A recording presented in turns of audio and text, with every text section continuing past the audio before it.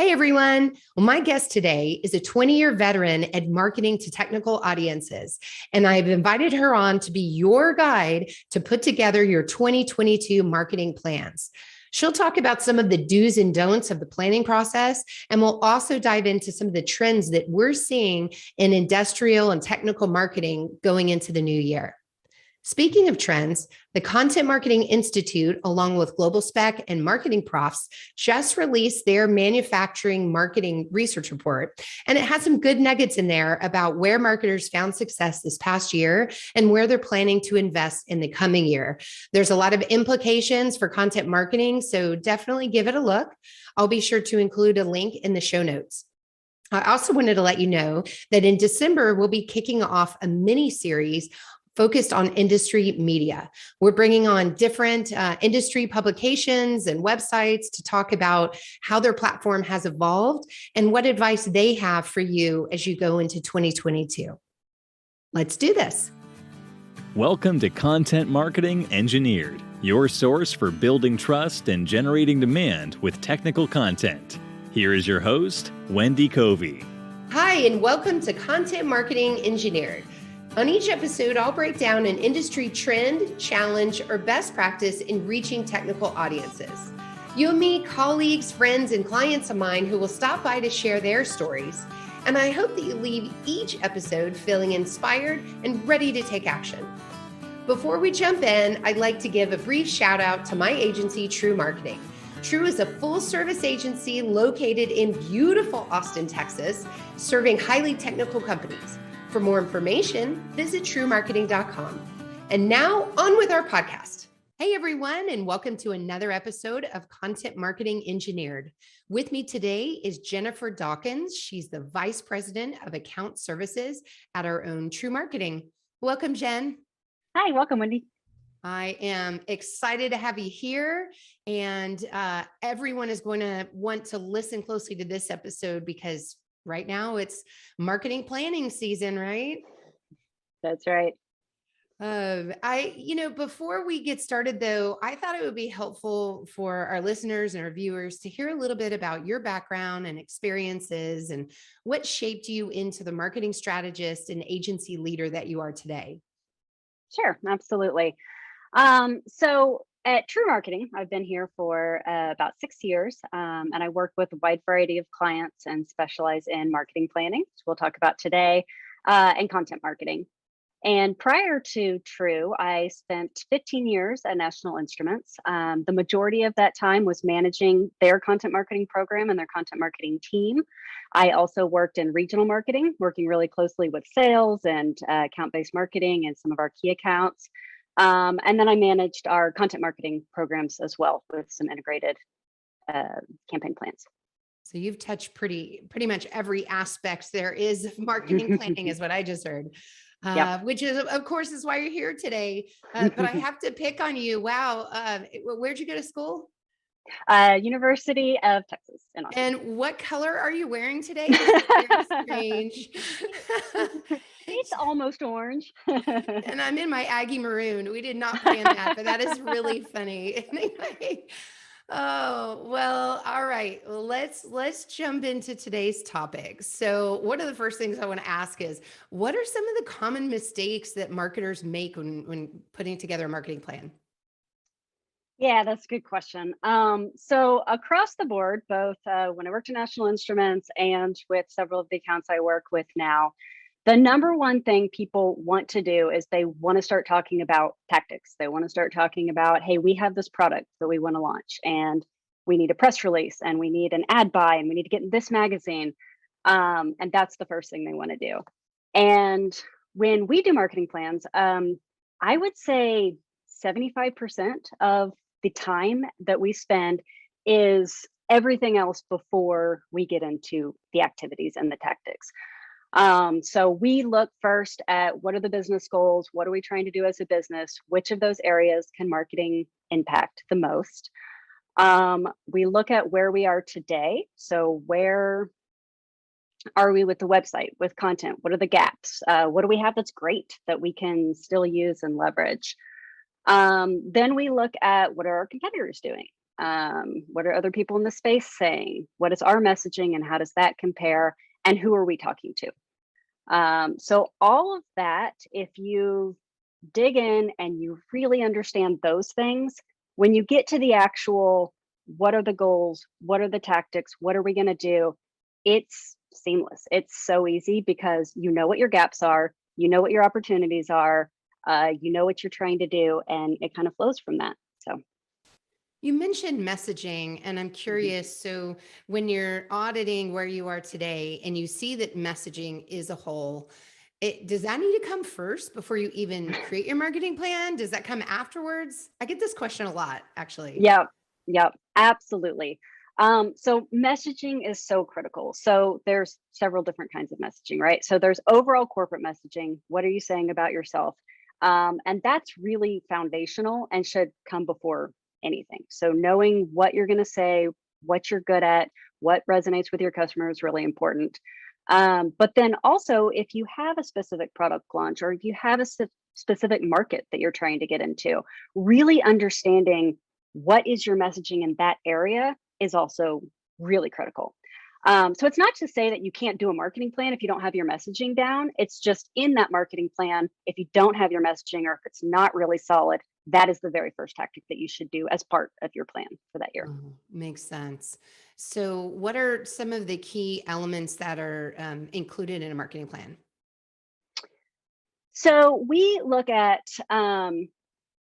personas, who you're talking to, what they care about. That's going to inform so many different things. That's going to inform what you say, how you say it, what channels you say it to get to them. So that's really critical first. Understanding what you're trying to do is really important as a marketing plan. So understanding what are your goals overall, how do those support and roll up to your marketing goals? And then under that, from the individual programs or campaigns, what are you trying to do there? What does success look like? So that's a big part of the plan. Obviously, the actual tactics, what are you doing? When are you doing them? And getting that really lined out as far as timing goes. So you are sure that your plan is realistic. It's something that you can do, that you have the resources lined out. So that's really important. And then one of the most important things that you can do from the beginning is agreeing with all the other stakeholders on what success looks like. So you are crystal clear on, everybody agrees that if we do this and if it is successful, these are the ways we're going to be able to tell that. These are the things that we're going to be tracking and looking at, and this is what we expect to see. So not only what you're going to track, but what targets are you expecting that you'll achieve. Wow, I bet that can be a very healthy debate sometimes. I just want Yes. qualified leads, or I just want Yes. revenue, just revenue. That's all I care about, right? You never hear that, I bet. Who's around the table? Who are those stakeholders that you mentioned that should be involved in marketing planning? That's a great question. So obviously marketing is part of marketing planning. And another mistake people make is thinking that marketing can do this on their own and then present the plan out to the organization. It's definitely more effective, efficient, and it's going to help adoption overall if from the get-go you have an executive sponsor around the table that can help ensure that the resources that you need to execute the plan are allocated and that there's just general support in the organization to move forward on that plan. So that's going to be really important. Sales is extraordinarily important. They have their own set of goals, and the marketing goals should be very aligned to what they're doing. If they're completely siloed, then that's going to cause a problem with your customer journey is not going to be aligned, and then you're each going to have trouble meeting your goals. Another area that sales is really valuable in is when you're building out those personas. Sales or your customer success team could be included as well. They're the ones that know these customers. They know who they are, what they care about, what questions they're asked over and over again, what objections they have. And so that's going to be really critical as well. And then finally, I think the last team that should be involved is your technical team. So as part of marketing planning, we do content planning as well. So identifying what are the key topics, what are the key themes, And your technical team is really important, or at least a representative from your technical team, to help brainstorm. What are the questions that they get a lot, and what are some of the key details that you guys really excel in? That would be great to have them around the table for that portion. Gotcha. Okay. So a lot of different stakeholders, and I can imagine where maybe some come in for portions of marketing planning and maybe other Absolutely. portions, and then you have your Hmm. core team. Yep. Yeah. I know that one of the things that you often do is conduct a SWAT when you're Yeah. trying to kind of get a feel for current state. So that's really a long-standing business practice to conduct a SWAT. But tell me about what a marketing SWAT looks like. Sure.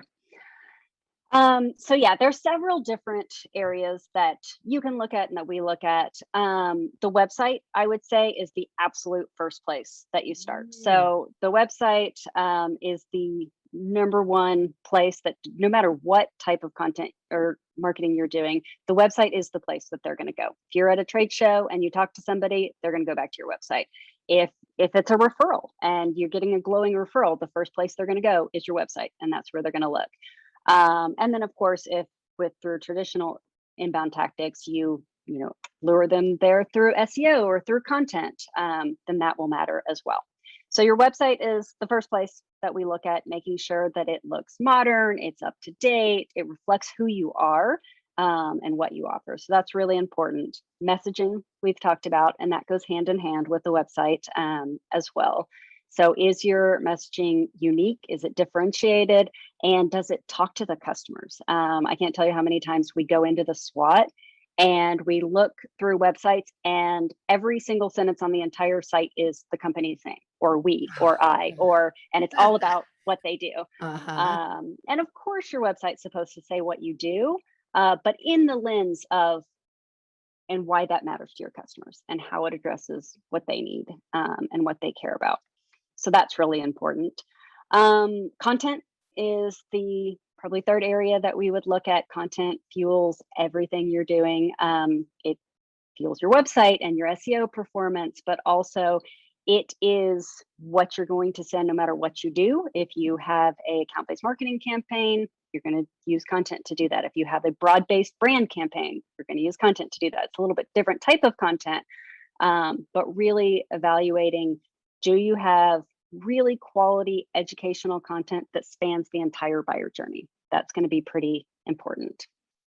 And then I think the final thing would be, what tools do you have? Do you have the ability to track the metrics that you need that really tells you what's working and what's not working? Do you have the tools that you'll need to be able to easily update your website or send emails or get the analytics you need on the contacts that are coming to your site and what they're doing? Good advice. I think also sometimes you guys talk about partnerships, right? Or Mhm. associations, or what those relationships are and where they stand and what opportunities they represent for the company. Is there a place for that within that SWOT, or does that come at another Yeah. time? Nope, absolutely. So different companies have, different setups. So a lot of companies will, system integrators, for instance, they'll work with a lot of different technical partners, and those relationships are really important and could be really beneficial, both for the partner and for the company. So that's an area to look at is, do you have partnerships and are you maximizing the marketing opportunities with those partnerships? And that could be, tech partners, like I mentioned. It could be distributor relationships. That's Mhm. another partnership that we look into a lot. And so there's definitely opportunities in that area as well. Cool. Okay. So I know as part of this process, you also look at the competition. So tell Uh-huh. me about some of the things you should look for when you're auditing competitors. The first thing that I look at is their messaging. So that is something that, if you think it is really, unique, that you have longevity in the marketplace and you've been doing this for all these years, it's definitely important to go look, because maybe half your competitors are saying the same thing. And maybe they have been in business as long as you have, maybe they haven't. It doesn't matter if that's what they're leading with and that's what you're leading with, it's not differentiated. So messaging is the first thing we look at. The second thing is where are they with content? Not necessarily how much are they creating, but there are certain companies that really kind of own this education space. So maybe they spend and invest a ton of time into doing trainings and workshops, and that's their thing, and that's what they're known for. That's kind of important to know that, that's how they draw in people. And is that something you want to compete with, or is that something that you maybe want to find your own area? So maybe it's not trainings and workshops, but maybe you lead with thought leadership content. So that kind of helps differentiate as well. It's also helpful to know if you're looking at your competitors and every single one of them has really sophisticated CAD software that they have, or they have these really great downloads that help design engineers spec in their system, and you don't. That kind of helps you see where you might be lacking with something that's pretty standard among your competitors. So those are just a few things. I mean, there's so many things you can look at with competitors. Of course. Well, when you move from, doing this background analysis, you've set your goals, you've worked on personas. When you do get to the point where you're talking channels, one of the big things is just to keep track of, what's trending, right? And that, as you know, in our world changes all the time with new channels coming in and changes, particularly when it comes to things like social and different new avenues for content. So just as we roll into 2022, what are some of the marketing trends we should be aware of and consider in our marketing plans? That's a great question. Okay, so let's first look at a couple things that we've been seeing this year that will impact everything moving forward. So things to maybe watch out for first, and then I'll get to some other maybe new things that are coming. So one thing that we've been seeing is that with the pandemic and with people not being able to see each other in person and losing some of those traditional marketing tactics, a lot of people are relying on email. So I'm sure you guys have noticed, I've noticed for sure that I'm getting a ton more email. And so our customers are seeing the same thing. So we're seeing lower email rates across the board. It doesn't mean that email's out or it's not still a really great tactic. It just means that you maybe need to differentiate yourself a little bit more. Make sure that your message is extra relevant, customization, and making sure that you're not overusing that tool and maybe supplementing with some other ways to reach the same people.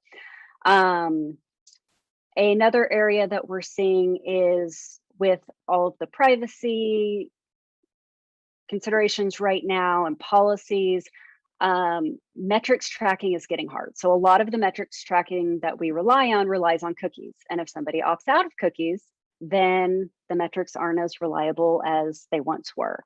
And that is something that we can expect to see continuing to increase and continuing to affect how we do things. I'm still a huge advocate of segmentation and personalization. That's going to get a little bit harder to do as, privacy is a bigger concern, and more tools are really taking privacy very seriously. So those are a couple.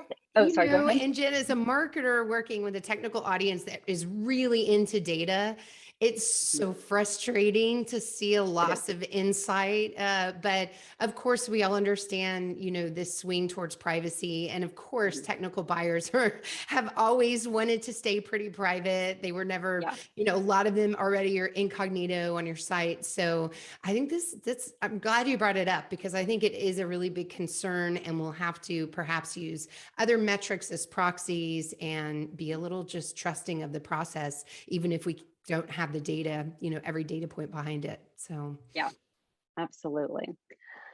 A couple other trends that I want to talk about that are kind of more opportunities and less things to watch out for.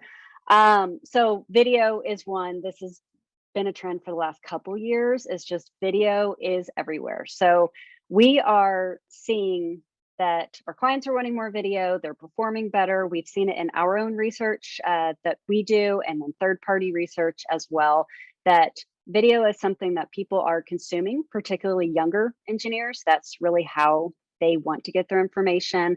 And it is performing better than a lot of the other avenues.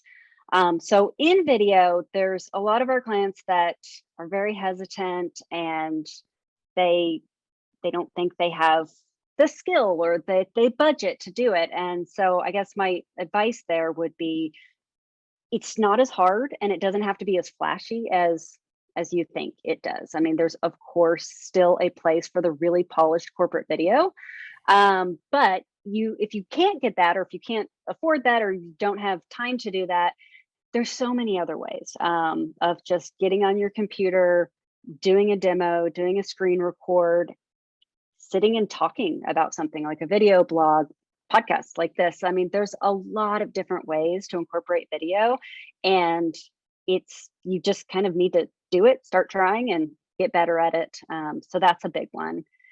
And then another trend that we're seeing everywhere is account-based marketing. It's not new. Account-based marketing's been around for a long time, but with some of the really cool new technology that's coming out, it is making it a little bit easier to do at scale. And we are seeing a lot of companies really double down on that tactic. Yeah.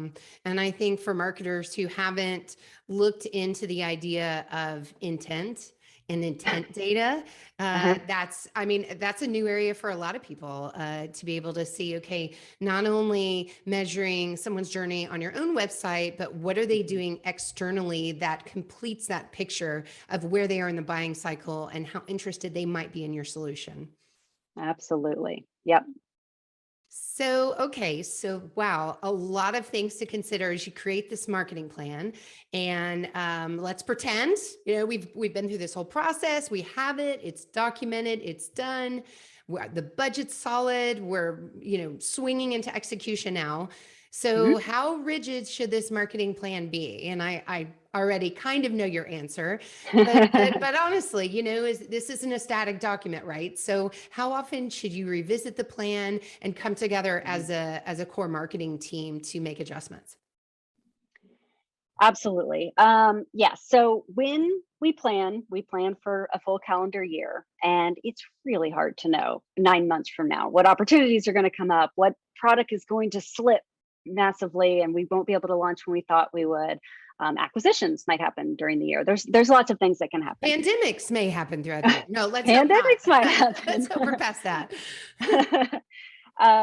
So absolutely, it's important to document your best guess of what's going to happen. And chances are the first half of the year is probably pretty solid. First quarter, extremely solid. So if you just start working towards that, and know that there's going to be opportunity, there's going to be shifts, that you'll need to adjust your plan overall.